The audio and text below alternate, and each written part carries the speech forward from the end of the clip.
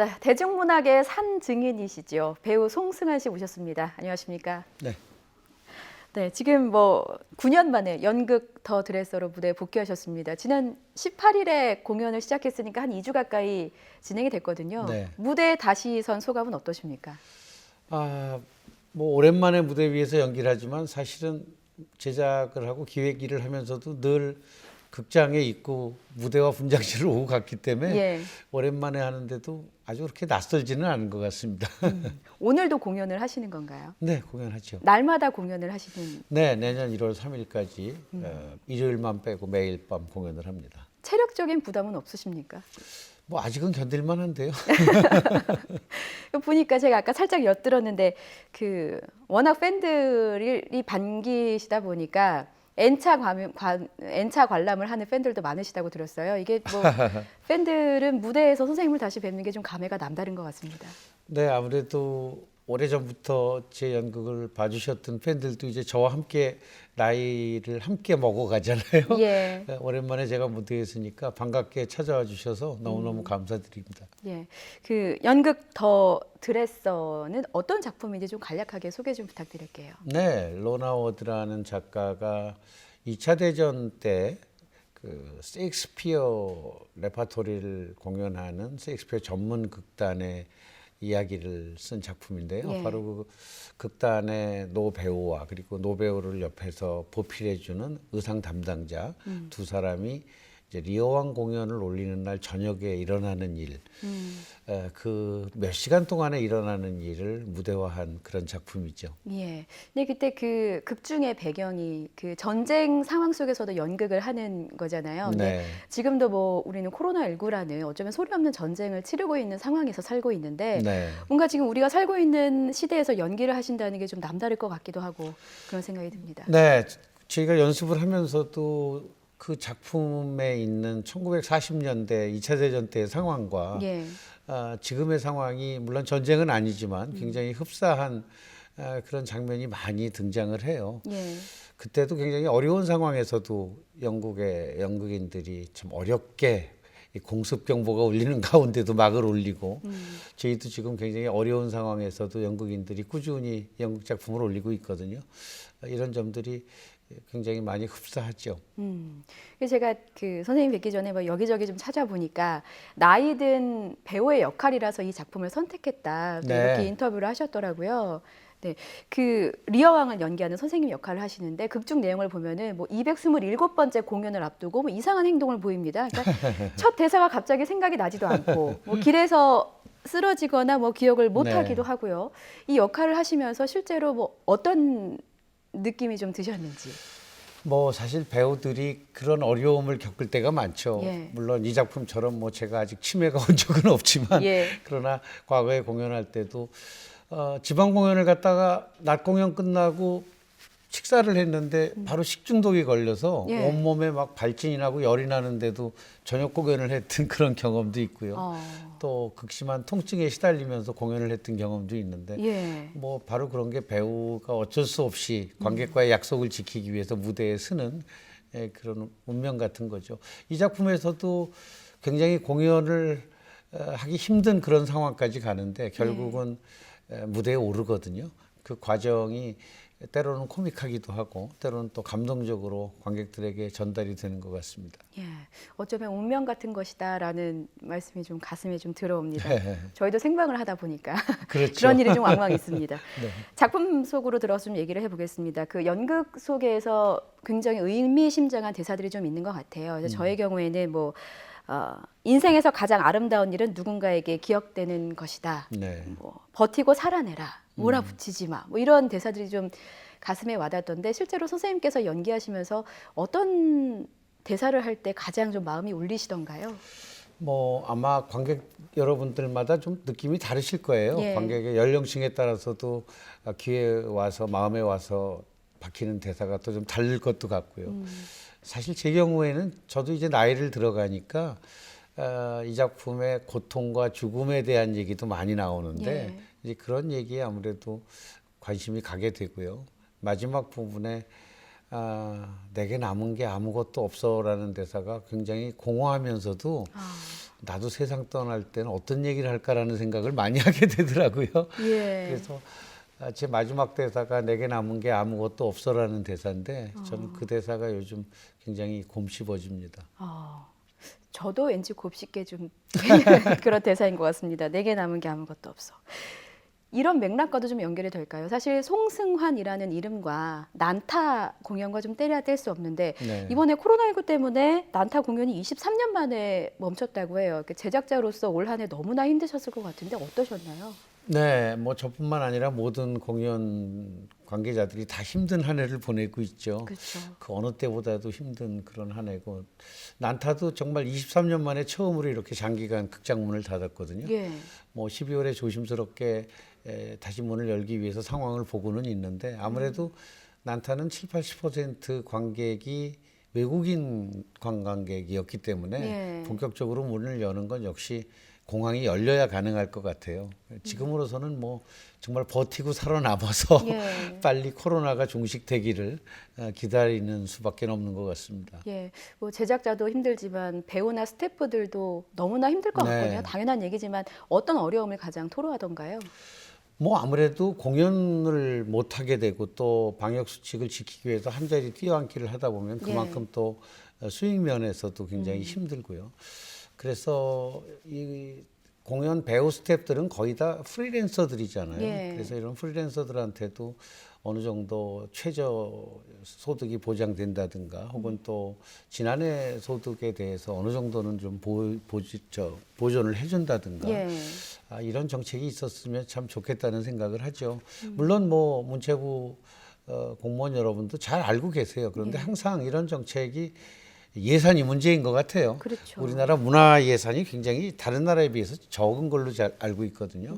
뭐 OECD 국가 중에서는 거의 꼴찌 수준인 것 같은데 빨리 우리나라도 이제 선진국인 만큼 문화에 대한 예산도 확보가 돼서 예. 이런 위기가 왔을 때 문화예술인들이 자기 일을 잃지 않고 문화예술의 맥을 이어갈 수 있는 그런 삶을 가질 수 있게끔 됐으면 좋겠습니다. 그 예산 지원 얘기가 나와서 사실 이런 그 코로나19라는 전염병 같은 상황이 공연계에게는 굉장히 큰 타격이 될 수가 있잖아요. 네. 그래서 말씀하신 대로 뭐 대학로나 뭐 소극장 같은 경우는 한 좌석 뛰어앉기로는 그런 손실을 다 보전할 수는 없는 상황인 그렇죠. 거고, 네. 그래서 뭔가 그런 예산 지원이라는 부분에 대해서 정치권과 뭐 공감대가 있거나 교류하거나 이런 부분이 있으십니까? 뭐 어찌 연극인들이 모여 있는 연극협회도 있고요. 예. 또 뮤지컬협회도 있고 프로듀서 협회도 있고 그래서 협회 차원에서 문체부하고 많은 의논을 하고 있는 걸로 알고 있고요. 예. 물론 그런 어려움을 다 아시지만 조금 전에 말씀드렸듯이 결국 예산의 벽에 부딪혀서 실천이 잘 안 되는 것 같아요. 그렇죠. 그래서 이런 문화 예산의 증액이 참으로 필요하지 않나 생각합니다. 예, 그 뭐 정치적인 예산 지원도 필요하지만 사실 그 네로라 하는 뮤지컬 제작자 8명이 지난 8월이죠. 이제 네. 갈라 콘서트를 열어서 생계에 어려움을 겪는 뭐 스태프들을 돕고자 그런 갈라 콘서트를 기획을 했었는데 결국에는 무산이 됐습니다. 이 부분도 사실 굉장히 안타까운 부분이에요. 저를 비롯해서 여러 프로듀서들이 힘을 모아서 예. 저희 배우 스태프를 좀 돕기 위한 그런 행사를 준비했다가 결국 코로나 상황 때문에 세종문화회관 극장 날짜까지 다 잡아놨다가 무산이 예. 됐었죠. 지금 다시 내년 5월경으로 지금 날짜를 조정하고 있거든요. 예. 그래서 내년 5월쯤에 다시 이 콘서트를 할 생각이고요. 뭐 그 전에 끝나길 바라죠. 빨리 코로나가 끝나기를 바랄 뿐입니다. 예, 모든 국민이 다 그 점을 바라고 있는 것 같습니다. 네. 그 뭐 어쨌든 팬들로서는 16년 만에 그 8분이 한 자리에 모이는 것이기 때문에 기대가 컸는데 지금도 종종 자리에 네. 함께 하시나요? 그 이후에도 여러 가지 상황들을 의논하고 있고요. 예. 그래서 그 의논 끝에 내년 5월에 다시 재개하는 것으로 얼마 전에 뜻을 모았고요. 예. 극장 측하고도 협의를 하고 있는 중입니다. 예, 좋은 소식을 좀 기다리겠습니다. 네. 자, 질문을 좀 바꿔서요. 그 코로나19 때문에 어쨌든 공연계에서도 뭔가 위기를 좀 타개할 수 있는 자구책을 마련하고는 있는데 그 대안 중에 하나가 온라인 공연이 되고 있는 것 같습니다. 그 온라인 공연에 대해서 이게 좀 대안이 될 수 있다고 보시는지 어떻게 생각하십니까? 뭐 공연도 굉장히 종류가 많잖아요. 예. 그래서 일부 음악 공연 같은 경우는 어느 정도 가능성이 있을 수도 있죠. 그런데 뭐 연극이나 뮤지컬은 사실 쉽진 않을 것 같아요. 제가 어느 인터뷰에서 공연, 특히 연극을 온라인으로 영상으로 보는 것을 어떻게 생각하느냐고 그래서 생선회를 통조림에 넣어서 파는 것 같다는 비유를 했었는데 예. 역시 현장성이라든가 생동감이라든가 배우의 땀방울, 배우가 대사할 때 그 표정 이런 것들을 라이브로 보는 것과 영상으로 보는 것은 너무 차이가 크거든요. 그럼요. 그래서 뭐 일부는 영상으로 대체가 가능하겠지만 그러나 사실 모든 것이 다 대체가 가능한 것은 아니죠. 여행도 마찬가지죠. 뭐 아무리 좋은 영상으로 해외 영상을 본들 한들 직접 그날에 여행 가서 느끼는 그 공기와 채취까지 느낄 수는 없는 거잖아요. 예. 역시 공연도 한계가 있는 것 같아요. 그래서 빨리 코로나가 종식되고 다시 생생한 무대를 관객 여러분들이 체험할 수 있는 그런 날이 오기를 바랄 뿐입니다. 예. 저도 뭐 예전에 연극 공연 보던 기억을 좀 떠올려 보면 그 무대에서 연기하시는 배우분들도 뭐 관객의 숨소리, 표정 이런 것으로 하나로 좀 호흡을 한다 이런 생각을 좀 했었거든요. 이런 부분들도 그리워하시지 않을까 생각이 드네요. 저도 매일 공연을 한다는 게 쉽지 않은데 매일매일 공연할 수 있는 그 에너지를 관객들로부터 받거든요. 예. 네, 제 대사에 대한 관객의 웃음 혹은 관객의 박수 이런 것들이 저한테 에너지를 주는데 그 에너지 없이 빈 객석을 놓고 공연한다는 일이 배우한테도 참 고역스러운 일이죠. 그럼요. 그런데 이제 코로나19 같은 그 신종 전염병이 입원해서 끝나지 않을 것이기 때문에 어떻게 보면 공연계에서도 결국에는 어떤 또 다른 대안이나 해결책을 좀 모색해야 하지 않을까 하는 생각도 드는데 선생님 생각은 어떠신가요? 뭐 그렇기도 합니다만 사실 지금 공연장에서는 다행히 코로나 환자가 한 명도 발생하지 않았고요. 예. 또 지금 공연장은 어쩌면 다른 곳보다는 안전할 수도 있어요. 왜냐하면 철저하게 방역을 하고 또 마스크를 다 쓰고 그 안에서 음식을 먹는 것도 아니고 대화를 나누는 것도 아니고 일렬로 다 앉아서 또 자리까지 띄워놓고 예. 무대를 바라보고만 있기 때문에 어쩌면 안전한 곳일 수도 있죠. 그래서 그렇게 방역 수칙을 잘 지키면서 예. 공연은 라이브로 계속될 수 있는 그 방법을 더 찾아보는 것이 오히려 현명하지 않을까 저는 그렇게 생각합니다. 예, 말씀드리면서 저도 고개를 끄덕이게 됩니다. 네. 아, 이 질문을 또 안 할 수가 없습니다. 사실 선생님 팬들의 경우는 건강 걱정을 항상 하게 되더라고요. 그러니까 네, 시력이 좀 많이 안 좋아지셨다는 소식에 마음 아파하는 팬들이 많았는데 이번에 연극도 대본이 100장이 넘었는데 그거를 다 듣고 외우셨다고요? 네, 제가 시력이 좀 많이 안 좋아지긴 했지만 예. 뭐 요즘 또 IT 기술이 워낙 좋아져서요. 제가 보지 못하는 걸 거의 다 들을 수 있거든요. 휴대폰 메시지도 들을 수 있고 물론 책도 다 들을 수 있고요.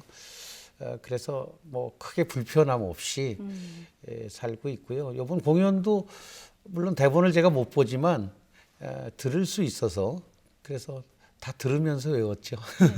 근데 그 저는 좀 인상 깊었던 말씀이 시력이 안 좋아지신 이후에 오히려 더 감사할 일이 늘었다. 네, 네. 이거는 무슨 말씀이신가요? 아, 시력이 급속도로 안 좋아지면서 굉장히 저 스스로도 걱정을 많이 했는데 예.